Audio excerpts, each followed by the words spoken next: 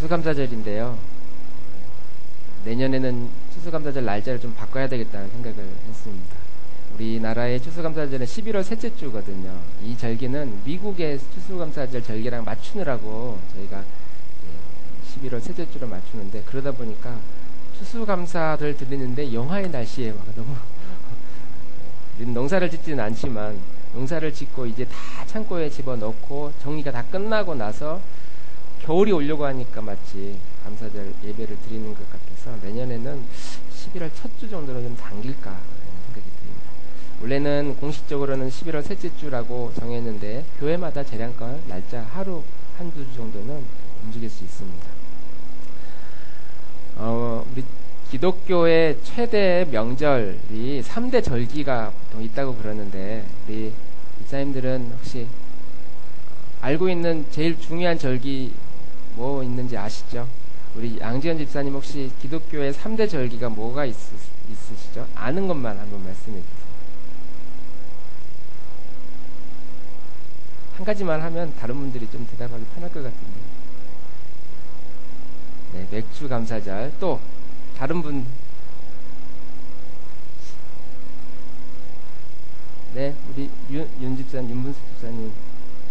부활절. 예.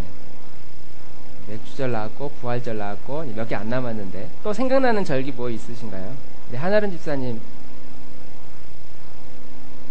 성탄절. 네, 성탄절 있고. 또 박선한 집사님 혹시 기독교에서 우리 지키는 절기. 네, 추수감사절. 아무도 추수감사절을 안 왔네요. 추수감사절 나왔습니다. 그러면 이제 거의 다 나온 것 같네요. 맥주절도 나오고 추수감사절도 나오고. 그런데 자세히 보면은 우리가 지금 하고 있는 이 추수감사절, 부활절, 뭐 성탄절,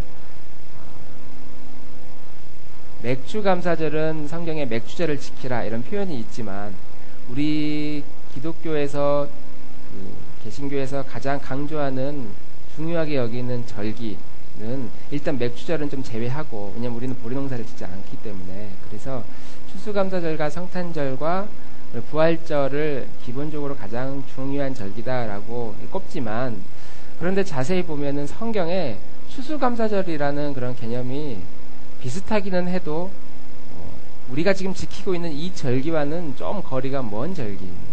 성탄절도 사실은 나와 있지 않고, 부활절도 초대교회 때 이런 절기를 지켰다라는, 또 지켜야 한다라고 하는 사도 바울의 요구가 없어요. 그런데도 우리는 이렇게 여러 가지 절기를 만들어서 지킵니다. 왜 그러냐면 별다른 의미가 있는 게 아니라 이 절기 안에 가지고 있는 의미가 있는데, 그 의미를 잊지 말고 기억하고 우리의 마음속에 새기라는 차원에서 형식을 만들어서 우리에게 주신 거죠.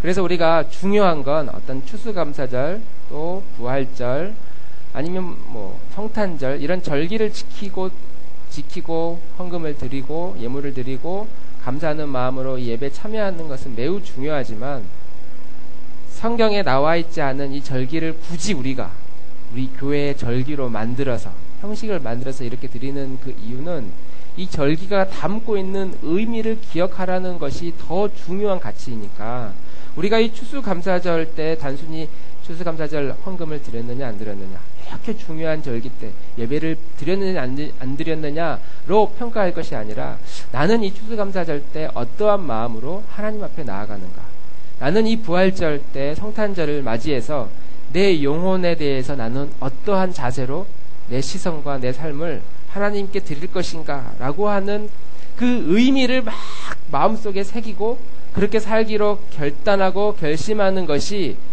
하나님이 받으시는 절기 예배다라고 하는 것이죠. 그래서 우리가 우리 성도님들 집에서 밥 식사하실 때 쌀이 아무리 좋아도, 그래서 밥이 아무리 잘 돼도, 밥이 잘 되면 어떻게 표현하죠? 고실고실, 고들고들. 전사님 뭐라고 표현하죠? 밥이 잘 되면 고들고들, 고실고실. 밥이 막 잘 되면 너무 잘 된 그 밥만 먹고 우리가 배부르다 그렇게 하지 않잖아요. 밥이 있고 반찬도 있고 또 반찬도 맛있게 여러 가지 푸짐하게 양념도 넣고 또 요리도 맛있게 해서 좀 더 풍성한 밥상을 만드는 것처럼 하나님이 우리에게 하나님의 말씀 성경을 주셨지만 우리는 이 성경 말씀 자체만 가지고도 충분히 살아갈 수 있음에도 더 풍성한 신앙의 삶을 위해서 이렇게 절기를 만들고 또 절기가 주는 의미를 우리가 부여해서 우리가 받고 그리고 그 의미가 성경에서 무엇을 말하는지를 기억해서 우리 다음 세대에 계속 전수하는 것.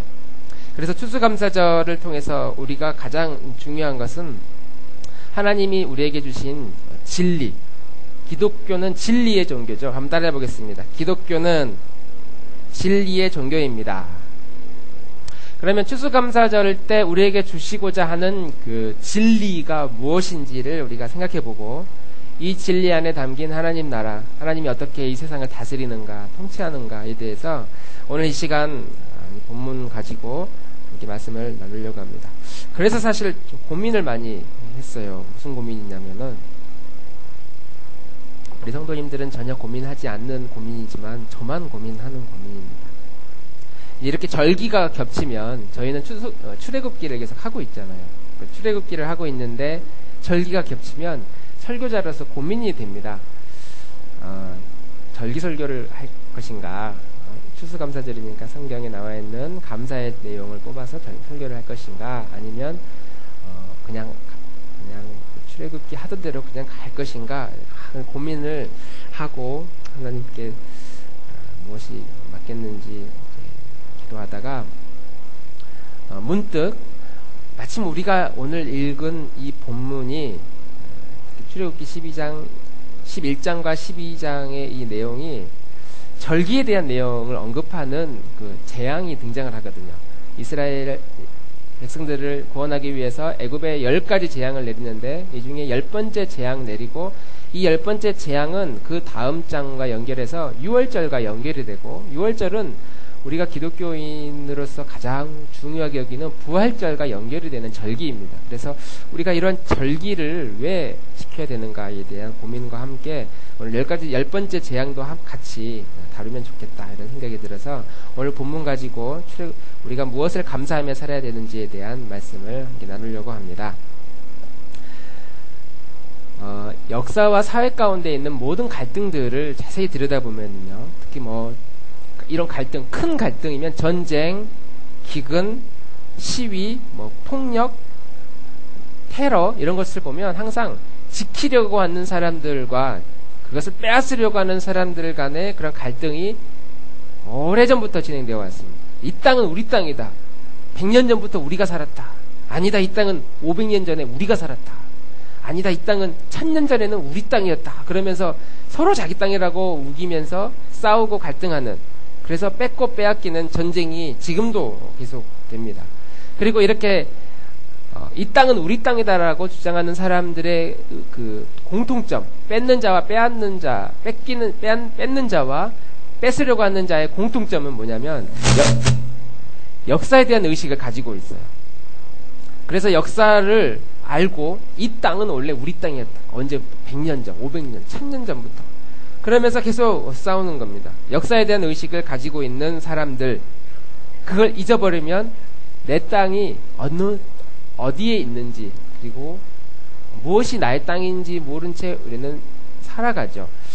오늘 등장하는 이스라엘 백성들은 원래는 종은 아니었거든요.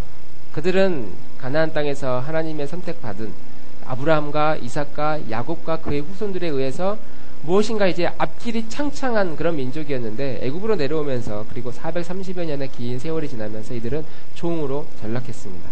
땅도 없고 주인도 없고 그냥 여호와도 잊어버린 채 이곳에서 자신들의 애굽의 종노릇 하면서 거기에 익숙한 채 살아가고 현실에 순응하면서 살아가고 있는 이 사람들이 자신들의 정체성을 잃어버리며 살아가는 사람들이 오늘 이스라엘 백성들이었습니다.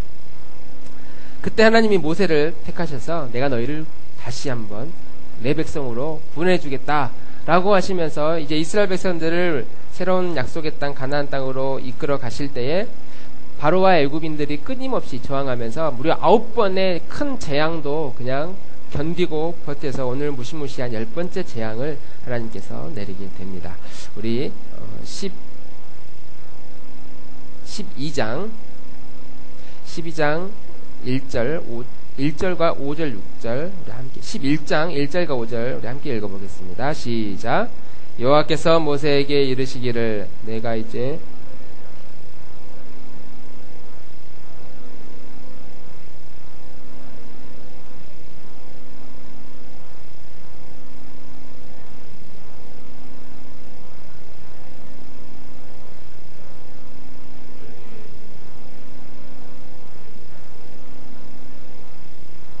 애굽 온 땅에 전무후무한 큰 부르짖음이 있으리라.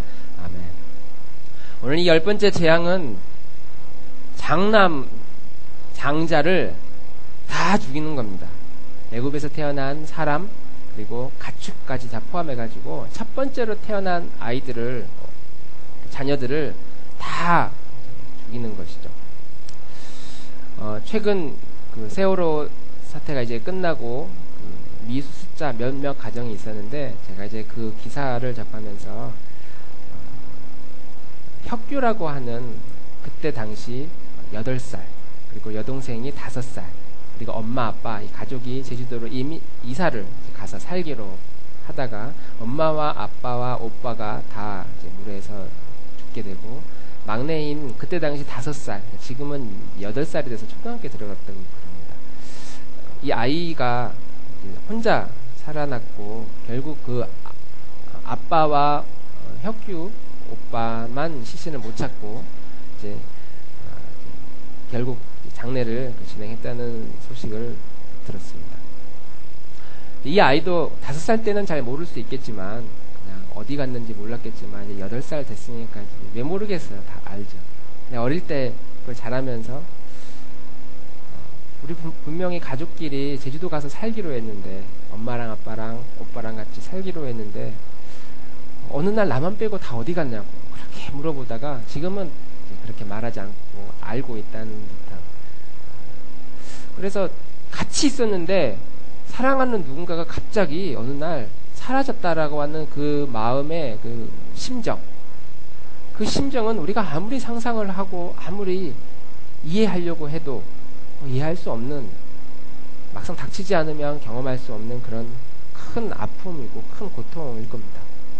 예상하지 못하고 준비하지 못했는데 갑자기 누군가가, 내가 사랑하는 내 누군가 가족이 이 세상을 떠났다.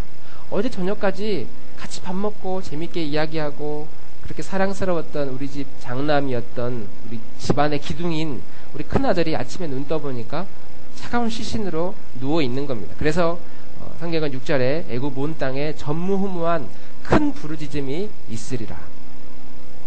모든 집마다 다 공통적으로 자기 장례가 다 치르게 된 이런 상황들을 보면서 이들은 굉장한 상실감과 그런 마음의 아픔, 가슴 아픈 경험을 지금 하고 있는 것이죠.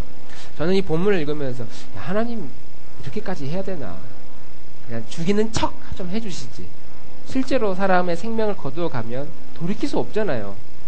그때부터 알겠습니다. 우리가 하나님 말씀대로 살겠습니다. 라고 해도 100번 다짐을 한다고 해도 죽은 아이가 다시 돌아올 수 없는 것처럼 하나님이 볼 때 모든 사람을 다, 모든 큰 아들을, 첫째 아들을 다 죽는 게 이게 너무 심하지 않는가 하는 것이죠. 입장을 바꿔서 만약에 우리 집안에, 우리 가정 가운데 하나님이 이런 심판을 주셨다. 생각할 수도 없는 끔찍한 일이라고 우리는 생각합니다. 가정 안에 아버지가 장남이고 또 자녀가 장남이면 다 같이 사라지는 거잖아요. 아침에 차가운 죽음으로 발견되는 겁니다. 오늘 장남이 됐든 막내가 됐든 하나님이 우리가 볼 때는 다 소중하지만 이때 당시에 왜 하나님이 큰 아이들을, 장남을 먼저 데려가셨는가? 이 장남은 가문을 물려받는 가족의 대표입니다. 그러니까 이 가정의 모든 것이라고도 할 수 있어요. 사실은 우리 아이가 10명인데 장남을 데려가시면 우리 누구도 9명 있으니까 아직 괜찮아 이렇게 말할 사람은 없고, 더군다나 첫째 아이는 집안의 가문을 유업을 물려받을 사람이기 때문에 첫째가 죽었다라고 하는 건 이 가정이 완전히 파탄났다라는 의미를 가지고 있습니다. 왜냐하면 가정의 계승자가 이제 끊어졌다고 생각을 했기 때문에. 근데 하나님이 왜 이렇게 첫 번째 아들을, 장자를 왜 죽였는가에 대해서 함께 우리 짧게 생각을 해보려고 하는 것이죠. 먼저 하나님께서 장자를 죽이겠다고 하는 이 경고와 이 사건은 첫 번째 갑자기 일어난 일이 아니라는 겁니다. 처음부터 모세가 바로 왕을 만났을 때부터 이미 했던 경고예요. 우리 출애굽기 4장 22절, 23절 화면에 있는 말씀 함께 읽어보겠습니다. 시작. 너는 바로에게 이르기를 여호와의 말씀에 이스라엘은 내 아들 내 장자라. 내가 내게 이르기를 내 아들을 보내주어 나를 섬기게 하라 하여도 내가 보내주기를 거절하니 하시니라. 아멘. 나일강을 피로 물들이기 전부터 하나님이 이미 경고를 하신 말씀이었어요. 이스라엘은 내 아들 내 장자다. 그러니까 장자라는 말은 둘째, 셋째도 있으니까 첫째 먼저 보내라 이런 의미가 아니라 장자라고 하는 그 의미는 내 아들 전부다라는 의미를 가지고 있는 거죠. 이스라엘 백성은 내 아들 전부다. 다른 민족 필요 없다.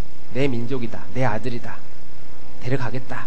만약 그렇지 않으면 너의 아들을 죽이겠다. 너의 장자를 죽이겠다. 첫째 아들만 죽이겠다는 의미가 아니라 너희 집안을 내가 박살내겠다. 그런 의미를 가지고 있는 겁니다. 하나님이 이런 경고를 먼저 하셨고, 그리고 실제로 이제 9번째 재앙 끝난 다음에 10번째 재앙을 내릴 때 이 경고를 또 한 번 하십니다. 그래서 11장 4절 말씀에 모세가 바로에게 이르되 여호와께서 이와 같이 말씀하시기를 밤중에 내가 애굽 가운데로 들어가리니 5절 다 함께 시작. 애굽 땅에 있는 모든 처음 난 것은 왕위에 앉아있는 바로의 장자로부터 맷돌 뒤에 있는 몸종의 장자와 모든 가축의 처음 난 것까지 죽으리니 애굽 온 땅에 전무후무한 큰 부르짖음이 있으리라. 아멘. 여호와께서 나에게 말씀하셨다. 내가 오늘 밤에 너희 집에 들어갈 건데, 온 애굽에 들어갈 것인데 그 애굽의 모든 장자는 다 죽을 것이다. 마지막 경고를 내리고 있습니다. 그리고 이 경고가 끝났고 다음날 아침이 되니 모든 집안에 사랑하는 아이들이 쓸쓸한 차가운 죽음으로 발견이 되고 가족들은 통곡의 시간을, 이 집의 가문을 이을 장자는 다 시신이 되고 모든 부모는, 모든 가족들은 통곡의 소리가 끊이지 않고 모든 짐승의 사체가 여기저기 나뒹굴어 돌고 있는, 쓰러져 있는 그 죽음의 공포가 가득한 그 애굽, 우리는 그 애굽을 사람이 사는 곳이라고 상상할 수 없을 정도로, 굳이 생각해보면 지옥이 다른 데가 아니겠고 바로 그런 곳이 지옥 아니겠는가라는 생각이 들 정도로 지옥과 같은 상황을 하나님께서 한순간에 만들어 버린 것이죠. 제정신이겠어요. 부모님의 입장에서, 자녀들의 입장에서, 형제들의 입장에서.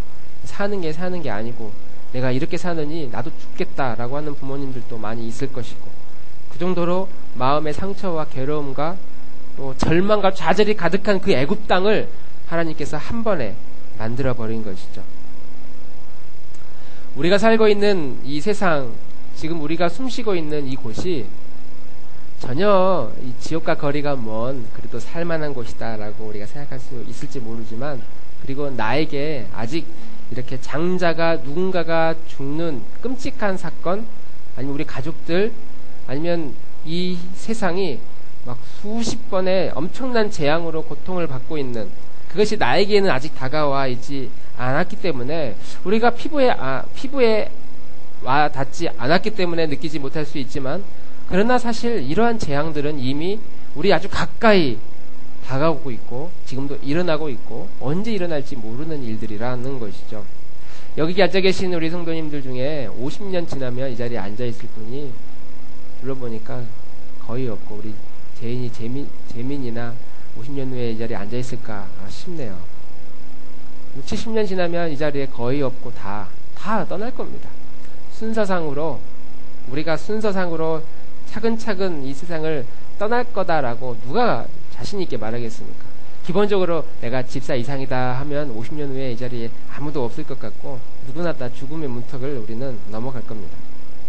언론을 보면 말도 못하는 끔찍한 일들이 굉장히 많이 일어남을 우리는 보고 있습니다. 인종 청소한다고 아이를 가지고 있는 임산부를 잡아다가 그냥 불에 던져 태워 죽이고 그 아이를 빼앗아서 똑같이 불에 던져 죽이고 칼로 난도질을 하고 또 북한의 아이들은 중국으로 얼마 되지 않은 돈에 팔려가서 도저히 인간이 살 수 없는 그런 환경 가운데서 살아가고 인간 이하의 취급을 당하고 지금도 수십만의 수백만의 난민들이 도저히 살 수 없는 끔찍한 그 현장에서 살아가고 있는 모습을 보면, 그런 기사를 보면 저기가 내가 살고 있는 지구가 맞나, 저기가 우리가 살고 있는 이 세상이 맞나, 저기가 사람들은, 저런 아이들은 얼마나 지옥 같은 삶을 살고 있을까.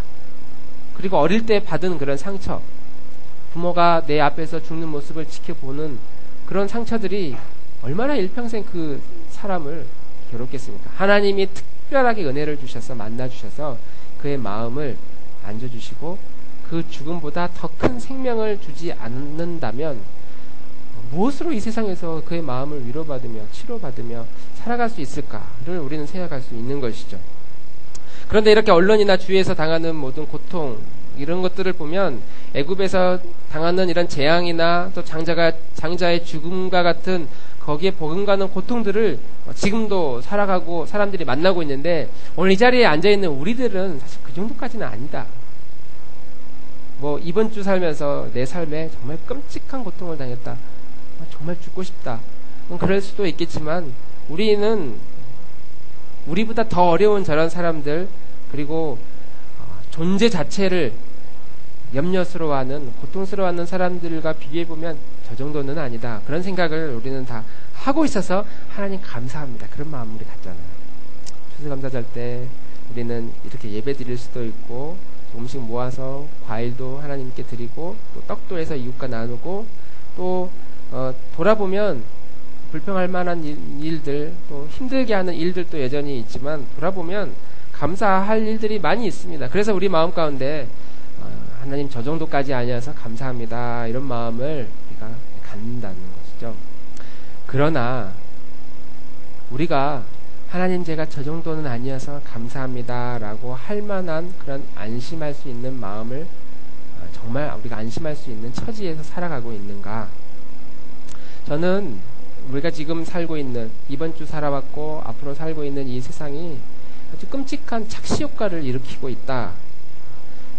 많은 사람들이 실제로 죽음을 당하는 고통스러운 삶을 살아가고 있는 그런 사람들, 그리고 그런 사람들과는 비교할 수 없을 만큼 많은 것을 누리며 살아가고 있는 오늘 이 자리에 계신 우리 모든 성도님들, 거기나 여기나 우리는 너무나 끔찍한 착시 효과를 당하고 있다.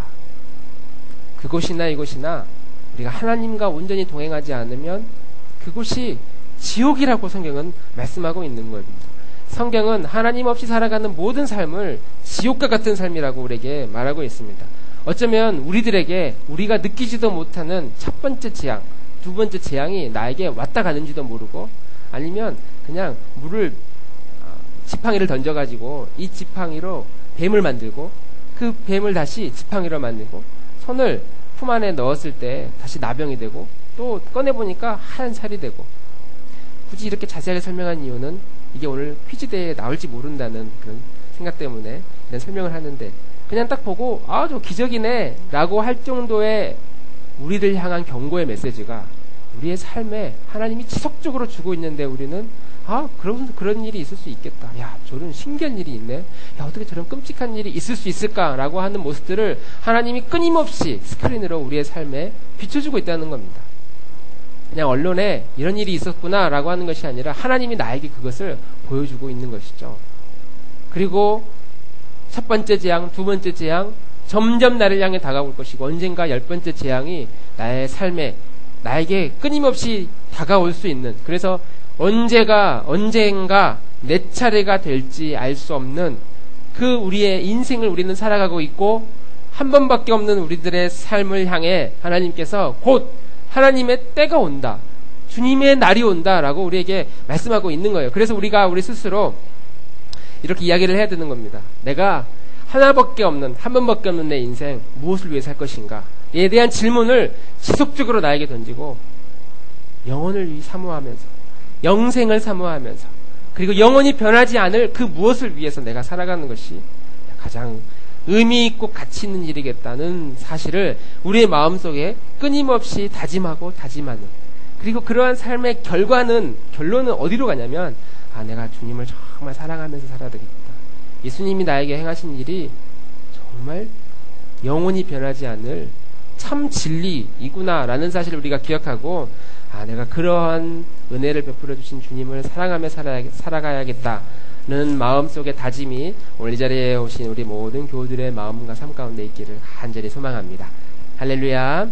두 번째로, 마지막으로 이렇게 10번째 재앙, 모든 장자와 첫 번째 난 자녀들을, 또 가축들을 다 죽게 만든 이 사건을 통해서 하나님이 우리에게 유월절이라고 하는 절기를 주셨습니다. 어린 양을 잡아다가 피 짜가지고 그 피로 문지방, 문의 출입구 위아래에 다 바르면 너희 산다, 너희 집안이 살 것이다. 죽음의 기운이 그 집안을, 그 피를 보고 6월 넘어갈 것이다. 그렇게 해서 살아난 사람들이 규례를 만들었습니다. 그리고 사람들이, 하나님께서 너희는 이 규례를 만들어서 너희에게 땅이 주어졌을 때, 너희의 땅이 주어졌을 때 영원히 너희 자손들과 지키라. 훗날에 너희 자손들이 이게 무슨 예식입니까? 라고 물을 때에 그 답변을 할 수 있어야 된다라고 하는 것이죠. 이것이 무슨 예식입니까? 왜 우리는 이것을 지켜야 됩니까? 나와 아무 상관없는, 왜 과거에 있었던 일인데 왜 우리가 이것을 해야 됩니까? 라고 말할 때에 우리는 이는 여호와의 유월절이다. 죽음의 기운이 모든 애굽의 재앙에 가득 넘쳤을 때, 애굽을 지옥으로 만들었을 때에 이스라엘 자손들은 하나님의 보호 아래서 그 죽음의 고통 가운데서 우리를 구원해 주셨다.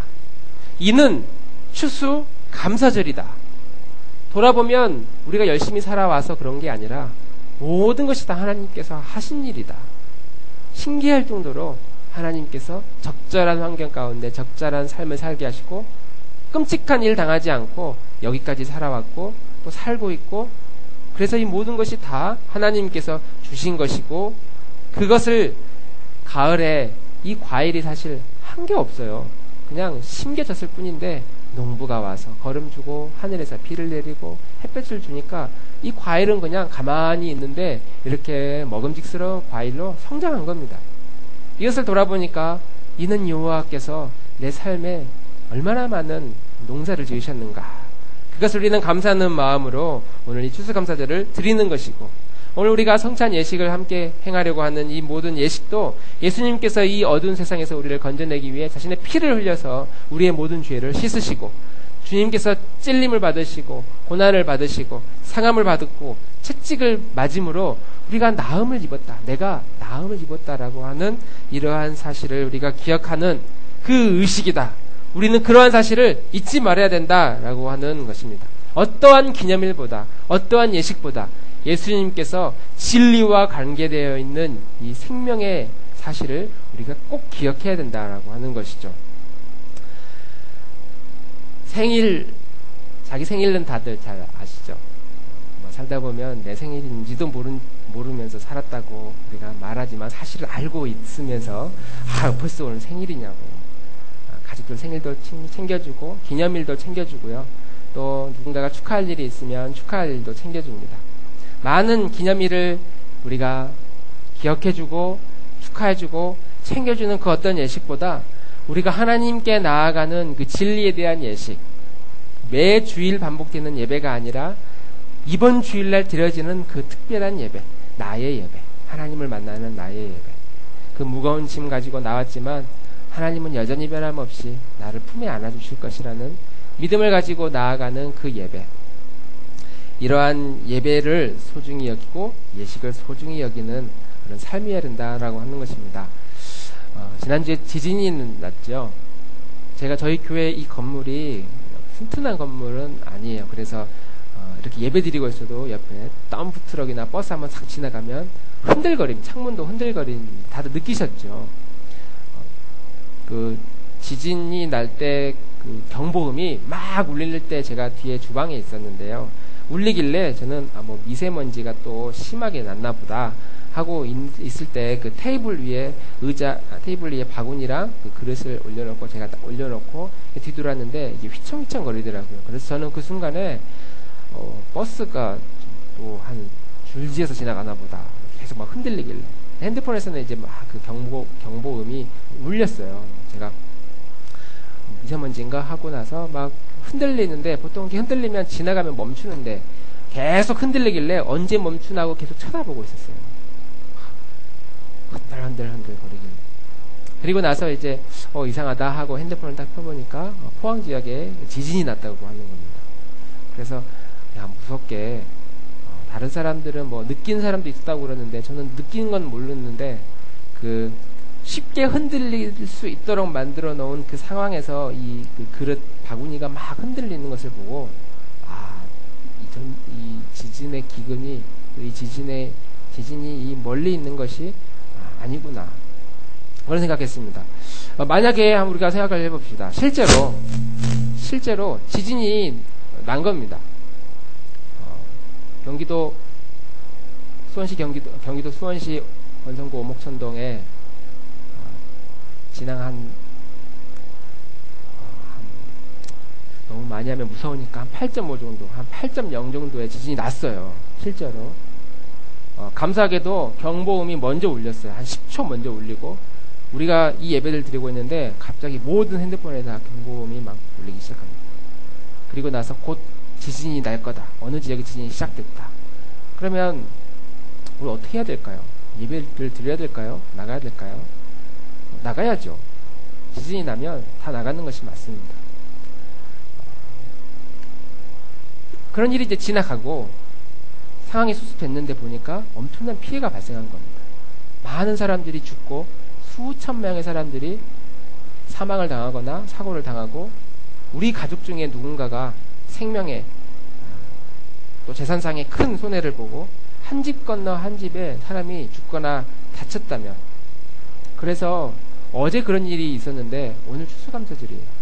만약에 수원시 혹은 이 경기도 아니면 우리 가장 가까운 가족들 가운데 이렇게 끔찍한 일들이 막 일어나고 집안이 무너지고 잠잘 수 있는 공간이 사라져버리고 다 빼앗기고 그리고 심각하게 생명도 위급하고 누군가는 돌에 맞아서 피를 흘려서 죽을 수도 있고 깔려서 죽을 수도 있는 그런 상황 가운데서 우리가 만약 이 추수감사절 절기를 만났다고 합시다.